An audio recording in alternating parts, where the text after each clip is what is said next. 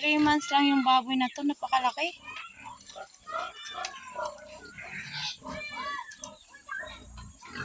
Alin dyan ang kakatayin? Binta lahat dyan? Kay Hailin to lahat. Wala, ang laki talaga niya. Ay, grabe, ang laki.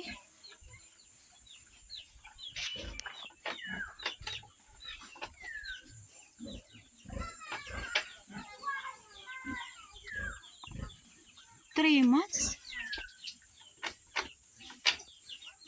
Pag dalawang ganyan pala, babae at lalaki, tapos nanganak, mga daming madaming anak.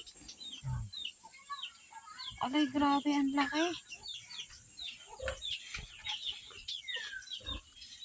Tapos yung pagkain nito,